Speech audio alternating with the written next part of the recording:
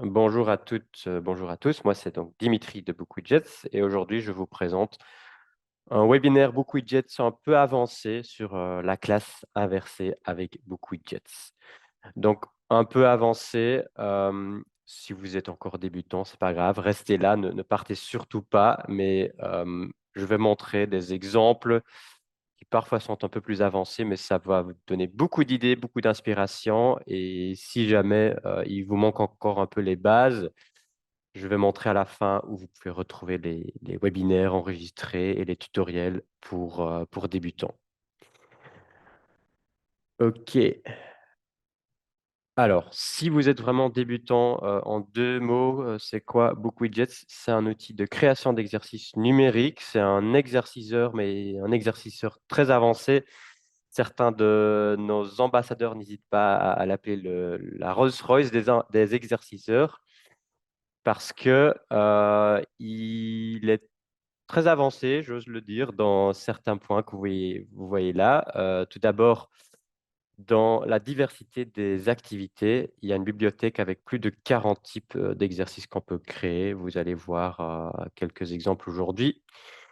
Des intégrations dans des plateformes numériques scolaires comme, Smart School, Google Classroom, Teams, Moodle aussi. Il y a bientôt un webinaire sur l'intégration dans Moodle. Le suivi de la progression en direct avec, la fonction live et puis par après aussi avec le tableau de bord où vous allez retrouver les résultats des élèves. Donc ça en 2 mots. Hem, Souci de son, j'espère que ça va se régler. Je pense que pour les autres, ça va. Si jamais il y a un problème technique, dites-le dans le chat, mais je pense que ça va parce que les autres, n'ont pas l'impression d'avoir un souci. Merci pour la confirmation. Alors, au programme de ce webinaire, je fais une petite intro sur les bases de la classe inversée et puis je montre comment, vous pouvez l'appliquer dans BookWidgets. Encore une fois, hein, je commence par cette, intro un peu théorique et puis, je vais surtout vous montrer des exemples dans BookWidgets et je fais une démo pour, le quiz vidéo. Ensuite, utiliser des vidéos dans vos cours. Là, je vais encore donner quelques conseils, sur comment vous pouvez le faire, dans BookWidgets. La classe inversée, c'est pas que avec des vidéos, mais quand même beaucoup, ce qu'on voit dans la pratique, c'est que c'est pas mal avec des vidéos. Donc je vais en parler un peu plus. Puis encore quelques trucs et astuces et pour terminer, j'ai une feuille de route pour appliquer la classe inversée avec vos élèves. Tout d'abord, c'est quoi la classe inversée? En anglais, on dit, flipping the classroom. J'ai posé la question à mon ami ChatGPT et il m'a répondu que c'est un modèle pédagogique où les élèves apprennent le contenu chez eux via des ressources souvent numériques aujourd'hui, hein, alors que, le temps en classe est consacré à des activités pratiques et interactives qu'on pourra ensuite faire, en groupe. Alors, on sait que ChatGPT ne dit pas toujours la vérité ou que souvent, la vérité est un peu plus, nuancée parce qu'il y a des profs et des pédagogues qui vont dire ici qu'ils ne sont pas d'accord, sur, le point que c'est forcément chez eux que les élèves vont apprendre le contenu ou la théorie. C'est un peu l'idée reçue de la classe inversée, c'est la théorie, à la maison, et puis les devoirs, à l'école. Ça, c'est un peu une représentation, simplifiée ou même une idée reçue de ce que c'est, la classe inversée. Donc c'est pas entièrement faux non plus, mais pour préciser un tout petit peu, ou un peu plus, correctement, je me base ici sur des informations d'une organisation américaine qui s'appelle The Flipped Learning Network. Je pense qu'ils ont même des membres à travers, le monde et il y a ma collègue, Kate, ma collègue américaine qui est impliquée dedans aussi. Et donc pour eux, il y a la partie où les élèves vont regarder et découvrir, souvent avec des vidéos, mais parfois aussi d'autres ressources. qui sont soit créés par l'enseignant, soit choisis par l'enseignant. Donc, ça dépend. Parfois, il y a de bonnes choses qui existent, mais en tout cas, c'est l'enseignant qui va faire le choix. C'est pas l'élève qui va lui-même faire à la recherche de contenu. Et puis, il y a une étape où l'enseignant va évaluer la compréhension de la théorie par les élèves, hein, avec une évaluation formative. Et après, cette étape d'application avec des activités pratiques en collaboration souvent. Donc, ce qui change un peu par rapport au modèle classique, c'est plus l'instruction qui auparavant se faisait dans un modèle plus classique, souvent en groupe, hein. Le prof explique une certaine théorie à tous les élèves en classe. Et cette instruction-là ou cette explication théorique-là va se déplacer vers l'élève individuel, souvent avec des vidéos, alors que dans le modèle classique, l'élève, après, faisait des exercices en classe ou sous forme de devoir ou les deux. Alors là, justement, c'est l'inverse, d'où la classe inversée. On va inverser un peu le système et on va faire ça en groupe. Ces activités pratiques se feront en groupe avec plusieurs élèves. Donc là, vous avez encore une fois ce que je viens d'expliquer. L'instruction directe passe du groupe à l'individu et les moments en groupe qui suivent après sont transformés en environnement d'apprentissage dynamique. Ça donne une autre approche et donc d'autres possibilités en termes d'approche didactique, en termes de façon d'animer vos cours et de faire quelque chose avec la matière que les élèves sont en train d'apprendre. Toujours selon cette même organisation, Flipped Learning Network, ils ont un résumé avec 4 piliers. Un environnement flexible parce que l'élève qui a peut-être un Chromebook ou un iPad ou un autre type d'appareil et qui va regarder des vidéos d'instruction chez lui ou même à l'école, bah, il peut le faire à son rythme, il peut éventuellement regarder une deuxième fois, etc. Donc, il y a une certaine flexibilité. On reste dans une culture d'apprentissage, hein. Il faut veiller à ne pas entrer dans un système ludique, mais où on perd un peu la notion d'objectif. Ça rejoint aussi le troisième pilier, le contenu intentionnel, donc avec certains objectifs choisis par les enseignants, les professional educators, c'est les enseignants. Donc, l'enseignant reste bien sûr très important. Son rôle va peut-être un peu changer, mais il va peut-être devenir encore plus important dans le sens où il va suivre les élèves, les guider. Donc voilà, ça c'est un peu le résumé.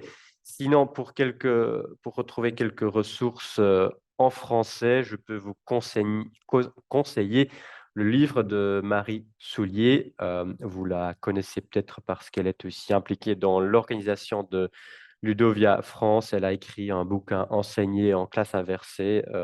Elle est prof elle aussi, donc elle a beaucoup d'expérience avec la classe inversée. Elle partage ses expériences dans le livre et aussi dans un webinaire qu'elle a présenté en octobre 2020 et qui est toujours disponible sur YouTube. Donc, si vous cliquez sur le lien, encore une fois, vous aurez la présentation avec tous les liens. Vous pouvez regarder la vidéo pour avoir encore un peu plus le cadre, à la fois le cadre théorique et ses expériences avec la classe inversée. Voilà, jusque-là pour l'intro et la partie théorique. Je vais maintenant vous montrer comment et avec quel widget vous pouvez appliquer ces principes dans BookWidget. Les meilleurs widgets pour la classe inversée, ben, comme il y a beaucoup de vidéos, le numéro un, c'est le quiz vidéo. Euh, il est nouveau depuis 1 an et demi maintenant, mais je constate toujours qu'il y a pas mal de profs qui le découvrent encore, qui ne l'ont pas encore utilisé. Alors, je pense que là, ça va être l'occasion de le découvrir. Mais sinon, il y a les autres, les classiques, c'est le quiz, la feuille de travail et la feuille de travail fractionnée, où vous pouvez aussi insérer des vidéos ou d'autres types, de ressources. Et surtout la feuille de travail fractionnée, vous allez le voir dans les exemples, s'il y a un texte que les élèves doivent lire ou, une vidéo, vous pouvez la mettre, à gauche aussi. Donc si vous avez une vidéo et des questions, vous avez le choix un peu entre le quiz vidéo et la feuille de travail fractionnée. Quelle est la différence? Dans le quiz vidéo, c'est la vidéo qui va s'arrêter automatiquement à certains moments spécifiques, là où vous avez inséré les questions, alors que dans la feuille de travail fractionnée, c'est les élèves ont la vidéo et les questions à côté. Donc là, c'est un peu eux qui peuvent choisir quand ils vont arrêter, la vidéo et répondre à une question. Les 2 peuvent être utilisés, bien sûr, selon le contexte ou les besoins spécifiques. Sinon, le tableau blanc fractionné, c'est peut-être un peu moins évident, mais j'ai quelques exemples, qui sont, chouettes aussi. Et puis si vous avez une plus grande quantité de contenu avec plusieurs textes, plusieurs vidéos, et c'est peut-être, plus pour un chapitre entier que pour, juste une séquence. Mais là, il y a le WebQuest et le planificateur ou même, l'image à zone réactive qui peuvent être, intéressants, aussi. 2 icônes, vous les connaissez peut-être déjà ou vous les avez déjà vues. À chaque fois quand vous créez un widget, vous avez la bibliothèque et souvent vous voyez une petite caméra et une petite coche. S'il y a la petite coche, ça veut dire que les élèves peuvent envoyer les réponses à l'enseignant et c'est le cas pour, tous les widgets que vous voyez là, sauf pour le WebQuest et l'image à zone réactive.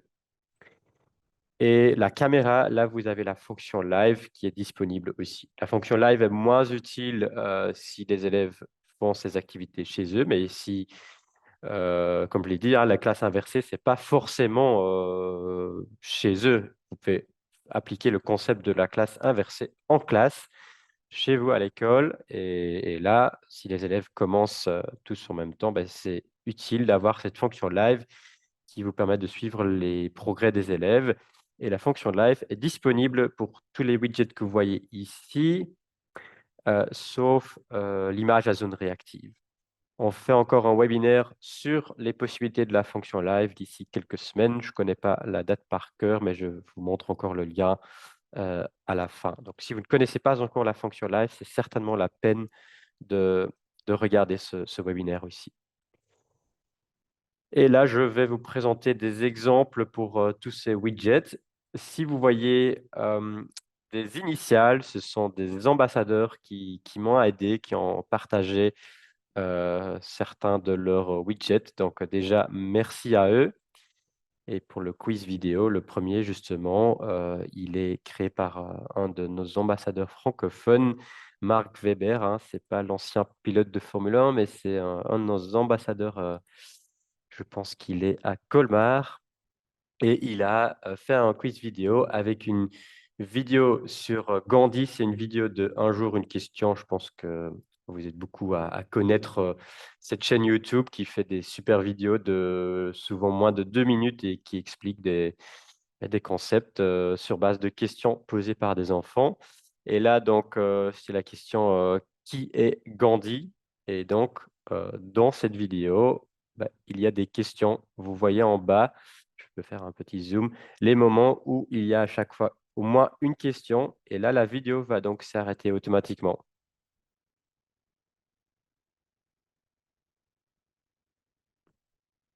Voilà, la vidéo s'arrête, l'élève peut répondre et puis continuer à la vidéo. Vous avez sans doute pas eu le son, mais je l'ai eu dans mon casque, hein, donc les élèves vont pouvoir regarder et écouter. Le 2e exemple est en anglais, donc je saute à l'exemple numéro 3, qui ici, vous connaissez aussi, un grand classique, «C'est pas sorcier» sur le Père Noël. Donc là, c'est des vidéos plus longues, mais ça marche, tout aussi bien. Heu, donc voilà. Ça va encore s'arrêter d'ici quelques secondes.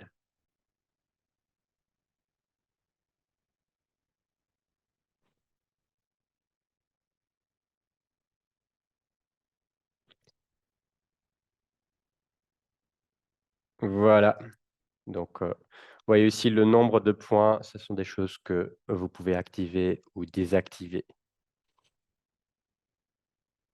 Et l'exemple 5, qui est créé par Vinciane du Coulombier, sur l'ancienne Égypte et les pyramides. C'est une super vidéo en français, encore une fois. Et vous avez compris le principe, hein. Je vais pas attendre cette fois-ci, mais je peux aussi cliquer directement. Et là, vous voyez que l'élève, s'il n'a pas la réponse à la question, il pourrait revenir en arrière et écouter une deuxième fois. Ça, c'est cette flexibilité dont je parlais au début. Si vous ne voulez pas, éventuellement, vous pouvez désactiver ça, hein. Vous pouvez, dans le quiz vidéo, il y a l'option qui permet de dire non, ils doivent regarder en intégralité, ils n'ont pas le droit de revenir en arrière ou de sauter des questions, etc. Tout ça est paramétrable. Donc ça pour le quiz vidéo, mais je vais encore revenir sur le quiz vidéo parce que je vais vous montrer comment le créer. Et déjà, il y a encore des liens vers un article de blog en anglais, mais vers un tutoriel aussi qui, lui, est en français. Donc, je vous rappelle, vous aurez un mail avec la présentation, avec tous les liens. Donc, tous les exemples que je n'aurai pas l'occasion de vous présenter, vous pouvez les regarder tranquillement. Ceux qui éventuellement regardent ce webinaire par après en différé sur YouTube, n'hésitez pas à nous envoyer un mail pour obtenir le lien vers la présentation avec tous les liens. Pour le quiz, j'ai 3 exemples et vous allez voir que j'ai utilisé une fonctionnalité que vous ne connaissez peut-être pas encore. Parce qu'un quiz, à la base, il est plutôt fait pour tester les connaissances des élèves.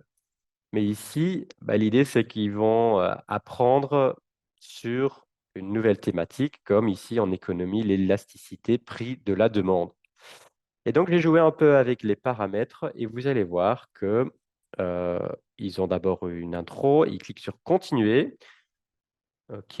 Et j'ai une question de révision. Là, c'était une question sur comment les prix sont formés.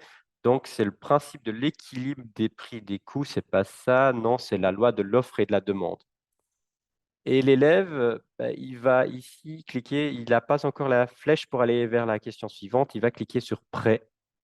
Et là, il voit que sa réponse était correcte. Et donc, il peut continuer. Donc, on a détourné un peu le concept d'un quiz classique pour tester les connaissances. Ici, c'est un peu pour tester les connaissances aussi, mais vraiment de manière très formative. Et l'élève a tout de suite son feedback. Et donc, toujours cette révision. La loi de l'offre et de la demande explique comment les prix des produits sont fixés. Et puis, je vais faire un peu n'importe quoi. Et vous allez voir, encore une fois, il va avoir un feedback immédiat.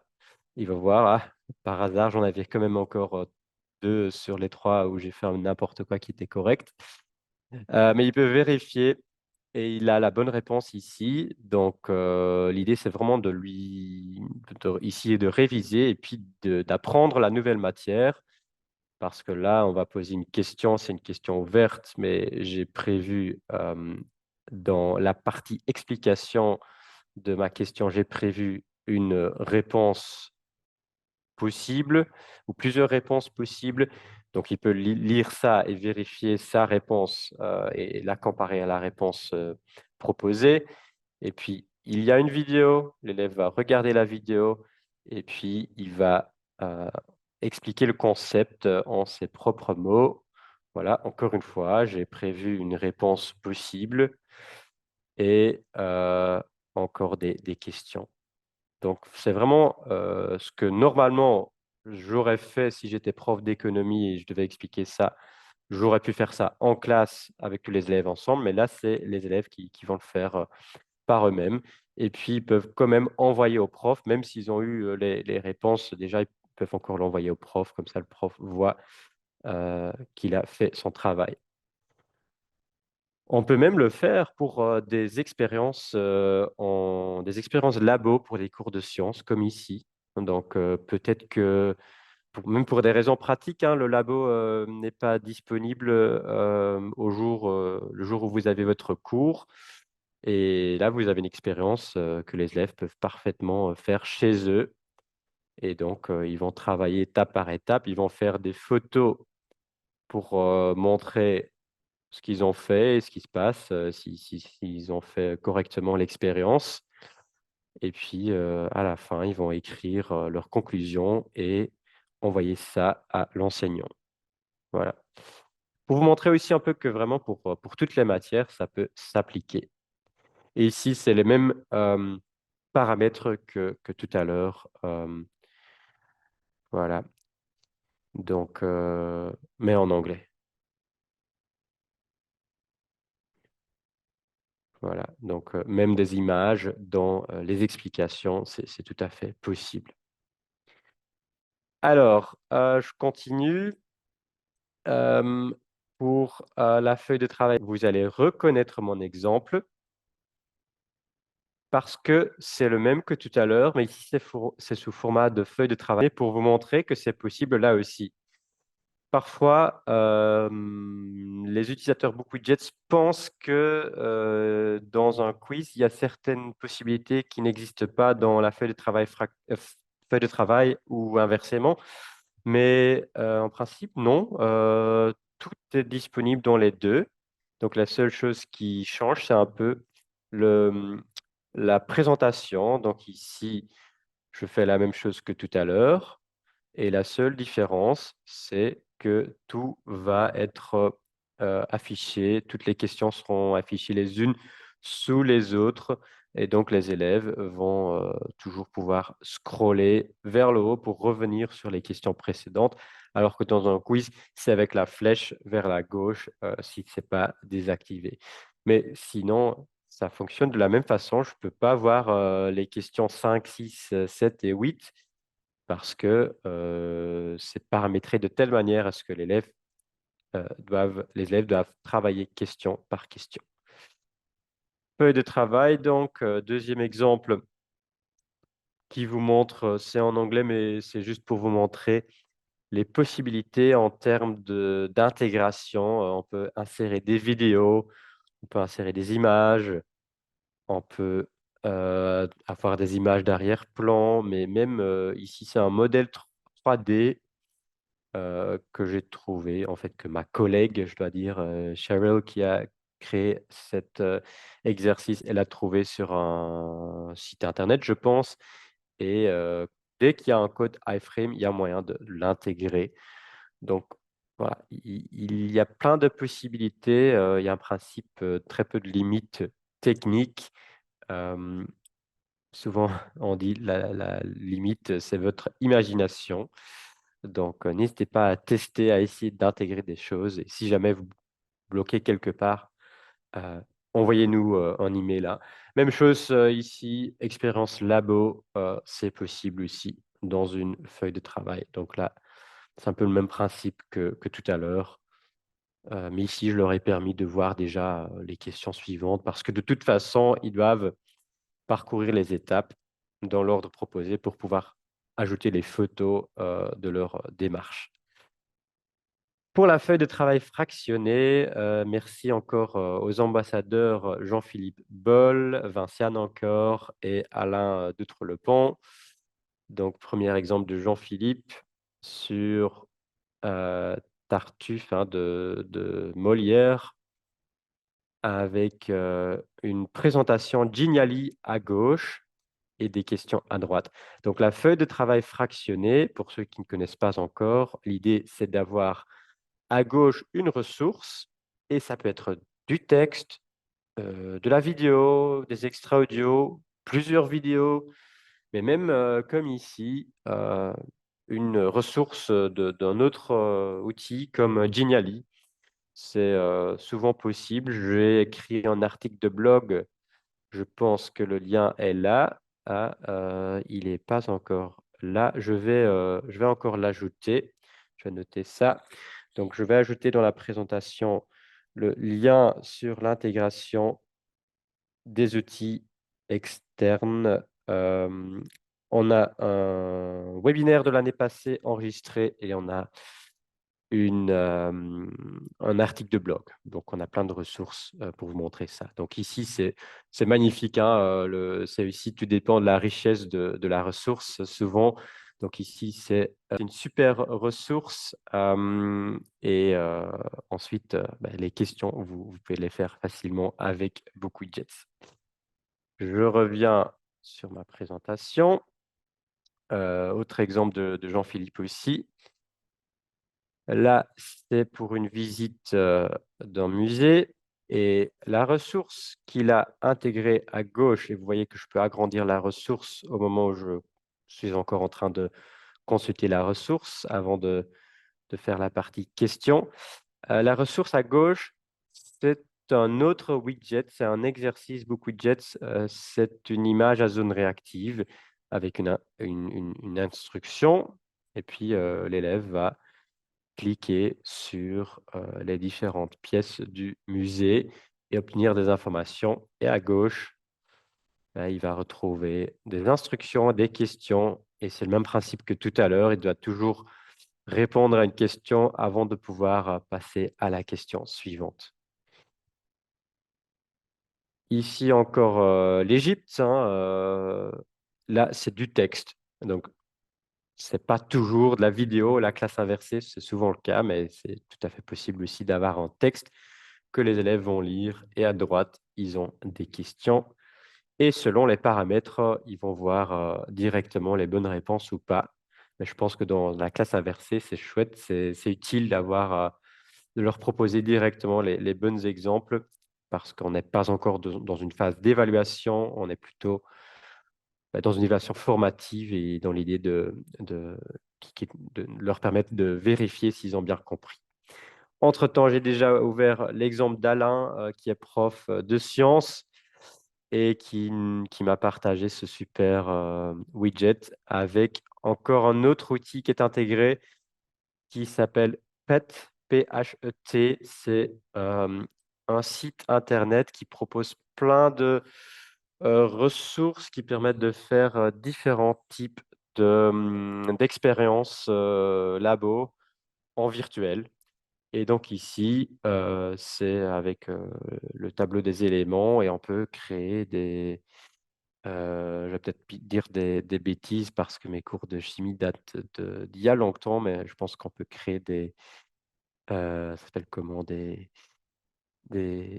éléments chimiques ou voilà, il va me dire aussi si j'ajoute des protons, là ça devient un autre élément parce que la composition change et s'il y a des profs de chimie dans le public, vous pouvez me corriger si j'ai dit des bêtises, mais je pense que vous comprenez le principe. Donc, feuille de travail fractionnée, je pense que celui-là et le vidéo quiz, c'est peut-être les deux par excellence pour, euh, pour la classe inversée. Éventuellement, le tableau blanc fractionné peut servir aussi. C'est un peu le même principe que la feuille de travail fractionnée. Les élèves ont une ressource à gauche, mais à droite, ils n'ont pas de questions. Ils ont la possibilité de faire des dessins ici, soit sur un tableau blanc, soit avec une image d'arrière-plan. Je pense que j'ai ça dans les autres exemples. Je vais regarder. Non, là, j'en ai pas. Là, vous voyez ici une vidéo et du texte. C'est tout à fait possible.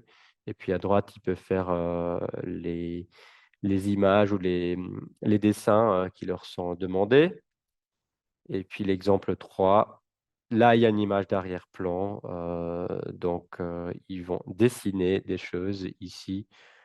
Ils peuvent le faire en différentes couleurs sur cette image d'arrière-plan. Voilà. Ça, c'est, je pense, les widgets les plus logiques si vous voulez un seul widget. Après, il y a des widgets plus avancés, l'image à zone réactive, le planificateur et le web quest qui permettent d'y insérer d'autres widgets. Je vais commencer par le WebQuest qui est ici en bas, avec encore des exemples de nos ambassadeurs. Là, c'est sur la littérature ou la lecture et le WebQuest, pour ceux qui ne connaissent pas encore, c'est une sorte de, j'ai envie de dire, un site web assez basique avec différents onglets en bas et puis encore des sous-onglets à gauche. Et sur ces différents onglets, vous pouvez mettre du texte, des liens, des vidéos, des images et bien sûr aussi d'autres exercices Book Widgets. Et ça permet de faire plein de choses, de créer des parcours d'apprentissage où les élèves ont des instructions et plusieurs tâches à réaliser avec toutes les infos ici, ou éventuellement même de créer quasiment un syllabus numérique avec plein de ressources et de théories et des exercices au sein de ce WebQuest. Donc là, hein, il y a une tâche avec des instructions, la vidéo explicative que Jean-Philippe, je pense, a créé lui-même. En tout cas, c'est sur sa chaîne YouTube. Et là, en bas, vous voyez l'outil qu'il a utilisé pour créer cette vidéo. Et puis encore des liens. Et là, la première étape, ça va commencer ici. Il y a encore une présentation Genially qui est intégrée avec une BD et ainsi de suite, hein. Donc, voilà, là, il y a un mot de passe. Peut-être qu'ils vont obtenir le mot de passe dans une étape précédente. Donc là, ça dépasse sans doute une séquence de cours. C'est plutôt un, un projet qui va sur plusieurs cours, même plusieurs semaines de travail. Toujours Jean-Philippe qui a créé ceci. Et là, si je ne me trompe pas, c'était pour un cours de français langue étrangère où on va apprendre les émotions en différentes étapes avec les différents onglets. Donc là, il n'y a pas de sous-onglet, par exemple, c'est possible, hein. Et puis, il y a trois onglets avec des exercices parce qu'il y a 3 niveaux. Donc, selon le niveau, l'élève peut faire les exercices proposés. Et puis là encore, l'Égypte, très, très chouette, très joli ici. Donc, je vois que les images n'apparaissent pas. Ça, c'est un truc que je dois vérifier de mon côté. Je pense que j'ai fait une bêtise au moment de faire la duplication. Normalement, il y a des images et puis des instructions. C'est un peu présenté sous forme d'activité ludique ici où l'élève devient explorateur. Et puis la tâche qui est expliquée ici, là, c'est en équipe. Voilà, plusieurs possibilités. Je ne vais pas entrer dans les détails, je vous laisse regarder tout ça quand vous recevez l'enregistrement et la présentation. Alors pour le planificateur, là aussi, il y a moyen d'avoir plusieurs widgets qui sont rassemblés dans un seul widget qui est mon planificateur. Ici, pour un cours de marketing, avec les 4 P, et chaque image, c'est un exercice, donc c'est un lien vers un exercice. Et ici, cet exercice, c'est un quiz vidéo. Voilà, donc pour les 4 P, il y a une vidéo et il y a donc un quiz vidéo qui est fait avec BookWidgets. Et pour ne pas devoir envoyer les 4 liens à l'élève, on a fait un planificateur avec les 4 activités et l'élève peut faire les 4 et cocher ce qu'il a fait, ce qu'il a terminé. Ça, c'est le planificateur. Un autre exemple, c'est celui sur la littérature française. On va regarder le XVIe siècle. Et là, il y a une activité sur la littérature de la Renaissance avec des images, des vidéos et beaucoup de ressources et puis quelques questions. Encore une fois, ce n'est pas pour une seule séquence de cours. Là, c'est pour, je pense même pour toute une année ou au moins un trimestre parce qu'il y a beaucoup dedans. Et si vous avez l'intention de faire ça, ça peut être intéressant d'utiliser un planificateur. J'ai déjà fait un webinaire en français sur le planificateur, donc le lien, il est là. Et puis l'image à zone réactive, éventuellement aussi, là pour les cours de biologie, en cliquant sur certains éléments de la cellule, ils ont des vidéos qu'ils vont regarder. Ça pourrait même être un quiz vidéo. Ici, c'est juste la vidéo YouTube, mais ça pourrait aussi être le quiz vidéo. Ou vous pouvez même faire des choses très avancées. Là, j'ai pas d'exemple en français, c'est en néerlandais, donc je peux vous expliquer. Mais, c'est le prof va d'abord créer une image d'arrière-plan avec une sorte de parcours. À gauche, il y a d'abord une vidéo. En fait, ici, la flèche, c'est la théorie, avec les 3 parties ici. La vidéo, un schéma et une fiche théorétique, une fiche de théorie plutôt. Et donc, les élèves vont cliquer sur ces éléments du planificateur et puis après, ils vont faire les exercices. Et ici, c'est un parcours un peu adaptif parce qu'ils vont commencer par un exercice de base, ici en jaune. Et sur base du résultat qu'ils obtiennent ici, le widget va leur dire, bah, tu fais les exercices en vert ou tu fais les exercices en rouge. Donc, c'est selon le niveau qu'ils obtiennent pour le premier exercice qu'ils vont faire un parcours différent. Voilà. C'est un peu plus avancé, mais c'est possible aussi. Encore une fois, les limites, souvent, c'est votre imagination. Parfois, en étant un peu créatif, on peut, utiliser d'autres widgets aussi pour la classe inversée, surtout si vous mettez des vidéos dans les instructions. Je pense qu'aujourd'hui, pour quasiment tous les widgets, il y a moyen d'ajouter des instructions et donc vous pouvez y insérer des vidéos, demander aux élèves de regarder les vidéos et puis éventuellement de faire l'activité. Donc ici, ils doivent compléter une ligne de temps. Les flèches-cartes, ça c'est pour un cours de français langue étrangère avec des élèves qui sont anglophones et c'est sur les faux amis. Donc c'est eux-mêmes qui vont découvrir que actually en français, c'est en fait et actuellement, c'est autre chose. C'est les faux amis. To assist, c'est aider et pas assister parce qu'assister en anglais, ça serait to attend, et cetera. Je ne vais pas encore une fois tous les présenter, peut-être encore, un des moins utilisés pour vous montrer que c'est intéressant quand même. Encore une fois, on met une vidéo dans les instructions et puis on va demander aux élèves de compléter ici le tableau et ça va leur donner un graphique comme ici. Voilà pour les exemples et puis je vais vous montrer comment créer un tel quiz vidéo. J'ai déjà sélectionné une vidéo. Moi aussi, j'ai pris un jour une question et je vais aller sur BookWidgets. Je me suis connecté à mon compte BookWidgets. Je crée un nouveau widget et on prend le quiz vidéo qui est là, tout en haut, deuxième ligne, vous trouverez le quiz vidéo.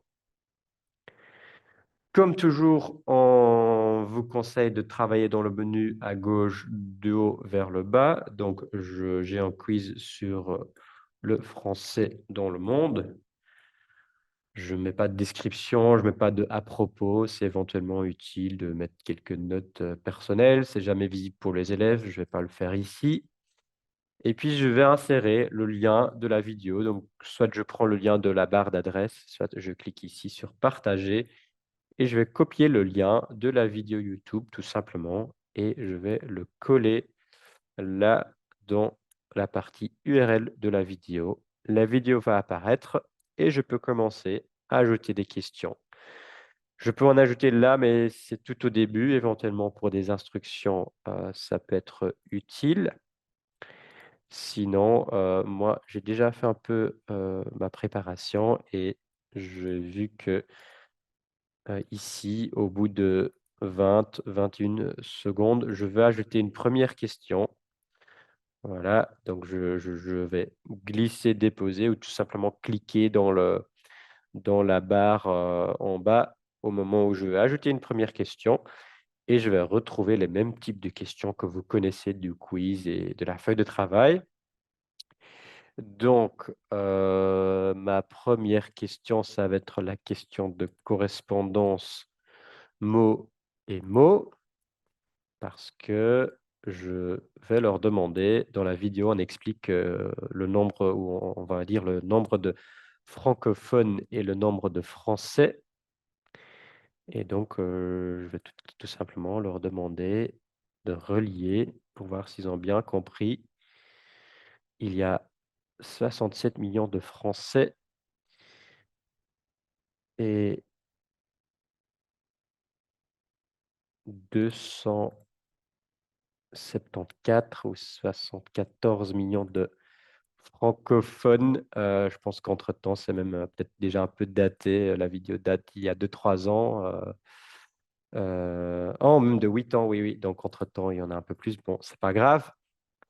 Je peux déjà prendre l'aperçu et on va voir que les élèves vont retrouver la première question ici et ils vont pouvoir relier. Bon, bien sûr, s'il y a que 2 choses à relier, ben, il y a une chance sur 2 que, la bonne réponse va être à côté, du bon mot. C'est pas le cas ici, hein, donc voilà, ils pourront relier. Je vais ajouter une autre question, au même moment, donc j'ajoute une 2e question ici au même moment et ça sera une question vrai ou faux et la question vrai ou faux, vous voyez que j'utilise le filtre et même si le nom de la question n'est pas vrai ou faux, si je mets vrai, il va me proposer la question sous forme de grille et donc, vrai ou faux, pour ceux qui ne connaissent pas encore ce type de question, ça marche comme ça. Vrai ou faux, ce sont mes 2 propositions. Je pourrais avoir une troisième, hein, je pourrais dire, c'est pas précisé dans la vidéo. Pourquoi pas, je vais le mettre même si je ne vais pas l'utiliser. OK et puis je mets mes affirmations, voilà et qu'est-ce que je dois faire ensuite? Je vais mettre derrière chaque phrase 2 hashtags, 2 dièses et puis, la première, je pense que c'était vrai. Oui. La deuxième aussi et la troisième était fausse. OK, je fais ça, je prends l'aperçu et l'élève aura maintenant une deuxième question au même moment et il pourra indiquer vrai ou faux ou pas préciser. Voilà. J'ajoute une troisième question, une dernière, après je m'arrête parce que vous avez compris le principe, mais la question, classement de mots. Je vais plutôt prendre phrase pour avoir une autre mise en page. Vous allez voir qu'elles vont être, les unes sous les autres ou les uns sous les autres parce qu'ici, c'est la consigne, c'est: «Fais le top 5 des langues les plus parlées dans le monde» et je les mets dans le bon ordre. BookWidget va les mélanger automatiquement. Là, par contre, je ne veux pas que ce soit au même moment, donc je peux tout simplement changer ici. Je vais mettre, au bout de 28 secondes et vous voyez que j'ai un deuxième moment où la vidéo va s'arrêter et où j'aurai la question. Voilà et là, ils sont déjà mélangés automatiquement dans un ordre aléatoire, ils peuvent changer. Petit souci, je vois que mon exercice est encore en anglais. Ça, je vais pouvoir le changer sous l'onglet «Langue». Ah, il est pourtant en français. Je vais revérifier.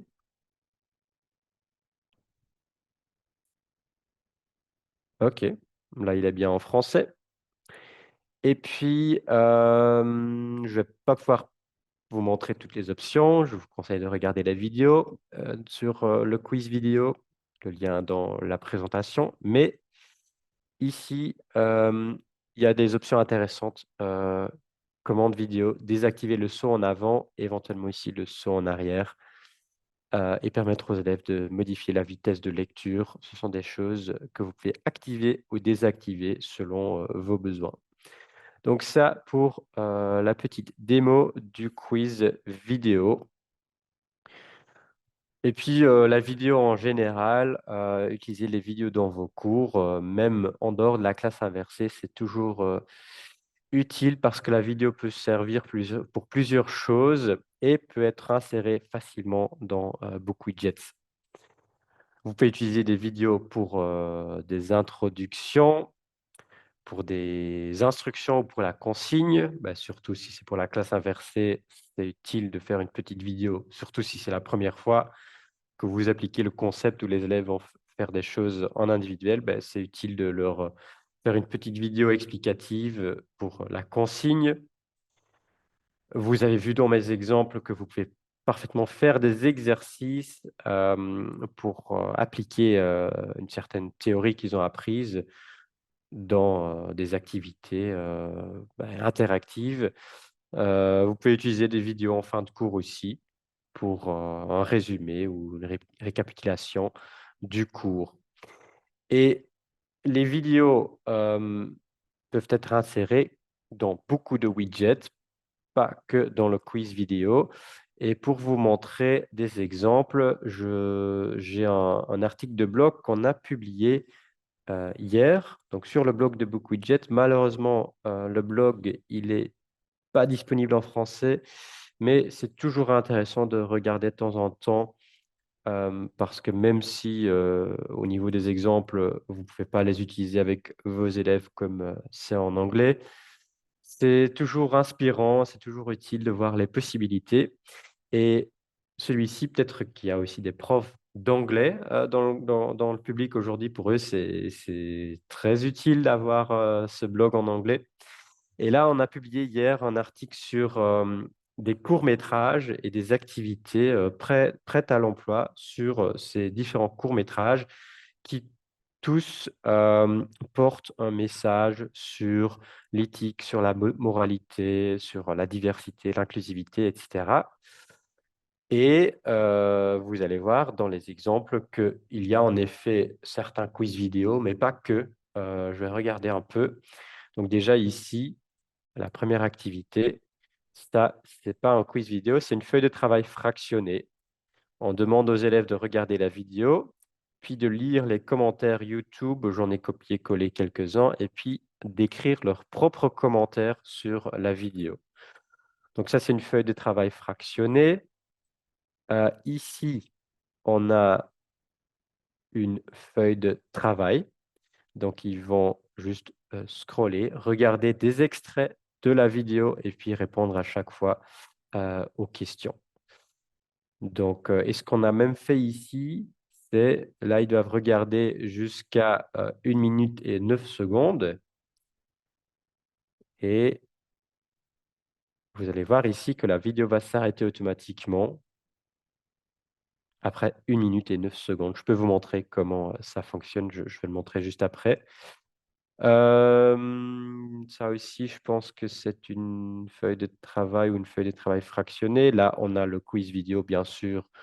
Donc là, vous connaissez le principe, je vous l'ai déjà montré. Encore un quiz vidéo. J'avance un peu. Là, c'est un quiz, donc ça, c'est possible aussi. Et ici, j'ai un web quest. Et donc là, j'ai 5 courts-métrages sur le même thème. On leur demande de regarder les différents courts-métrages, puis de comparer les courts-métrages ou de faire d'autres activités. Il y a plusieurs propositions ici. Et il y avait autre chose que je voulais vous montrer ici. Je scrolle encore un peu. Là, un super court-métrage sur l'identité et parfois les gens portent des masques au sens littéral et au sens figuré. Donc ici, on pose d'abord une question d'introduction. Dans quel contexte est-ce que les gens portent des masques? Et ce qu'on a fait, c'est des questions ouvertes, mais, et ça c'est très, très utile quand même de prévoir euh, des réponses, des exemples des réponses en fait, hein. C'est une question ouverte, donc on ne peut pas prévoir la réponse exacte de l'élève, mais quand l'élève va envoyer ici, il va voir les réponses possibles. Dans quel contexte est-ce que les gens portent des masques? Ben, des événements culturels comme le carnaval, des masques qu'on a portés pendant le Covid, etc.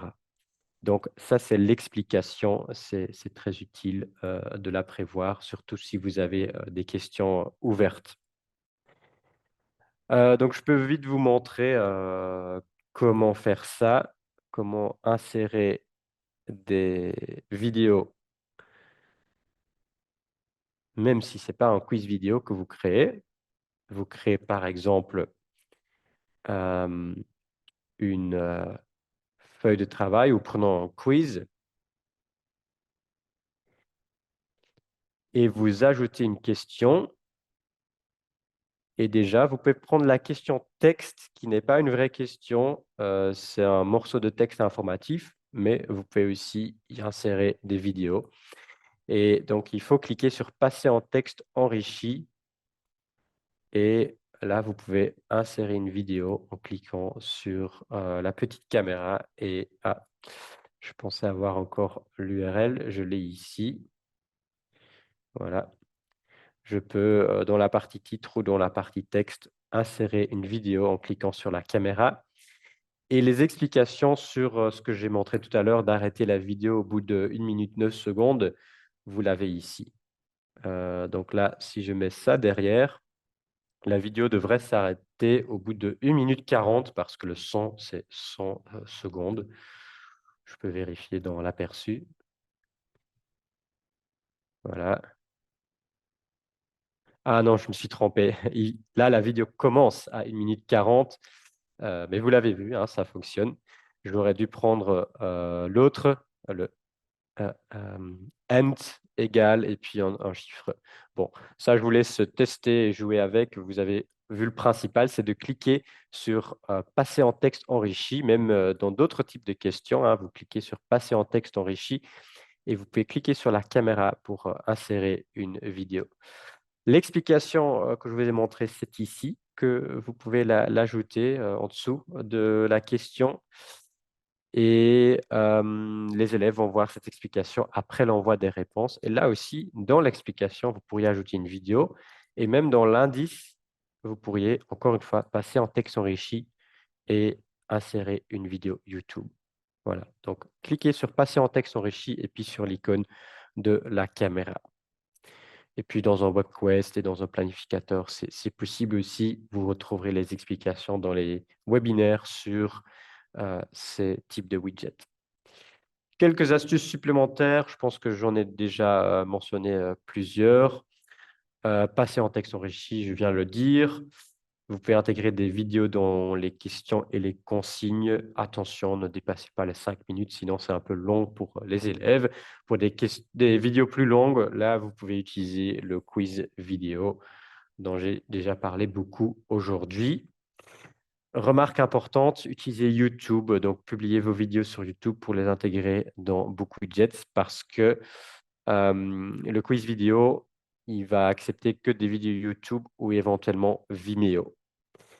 Mais YouTube, c'est un peu plus, je pense que Vimeo, je ne suis pas sûr s'ils ont une version gratuite, c'est beaucoup moins utilisé. YouTube est très intuitif. Donc, si vous faites vous-même vos vidéos, bah, il faut les mettre sur YouTube. Si vous ne voulez pas que ces vidéos soient publiques, vous pouvez les mettre en mode non répertorié. Ça veut dire personne ne pourra aller sur YouTube et faire une recherche et tomber sur votre vidéo car elle est non répertoriée. Par contre, vous pouvez parfaitement vous-même générer le lien et l'utiliser dans beaucoup de jets, que ce soit dans le quiz vidéo ou d'une autre façon, comme je viens de vous le montrer. Donc, utilisez la fonction ou l'option non répertoriée. Quelques derniers trucs et astuces. Ben, la correction automatique, c'est un gain de temps pour vous, mais c'est aussi et surtout un feedback plus rapide pour les élèves. Ben, dans le cadre d'une classe inversée, c'est très utile parce que sinon, ils ne vont pas savoir, ils ont fait un exercice, mais ils ne vont pas savoir si ils maîtrisent déjà ou pas.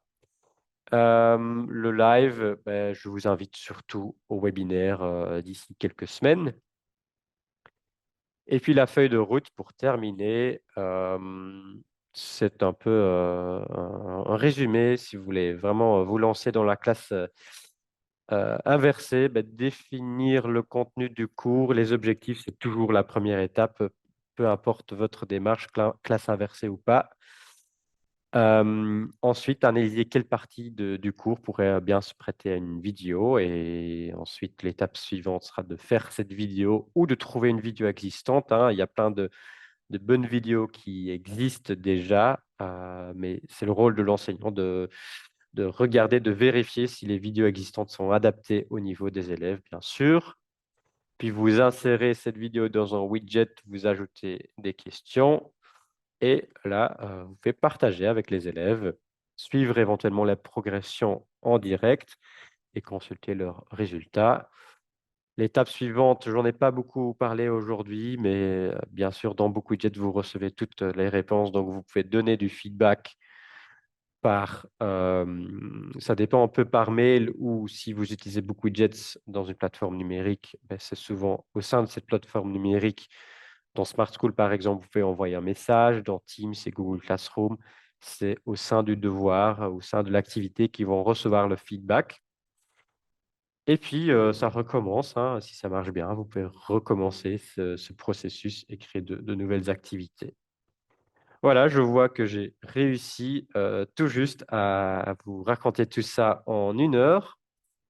Pour terminer, comme toujours, quelques liens utiles si vous avez des questions, des remarques, des propositions, ou des problèmes techniques. N'hésitez pas à envoyer, un email à support@bookwidgets.com. On vous répond, très vite, je peux le confirmer. Il y a mon collègue Frédéric, dans le chat qui est très réactif et qui suit tout ça. Les webinaires, le lien mène vers la page que je vais mettre dans le chat parce que, vous pouvez retrouver encore l'agenda des prochains webinaires et vous inscrire. Le suivant, la semaine prochaine, c'est, collaborer, puis on fait une petite pause, parce qu'il y a notamment des vacances, en Wallonie.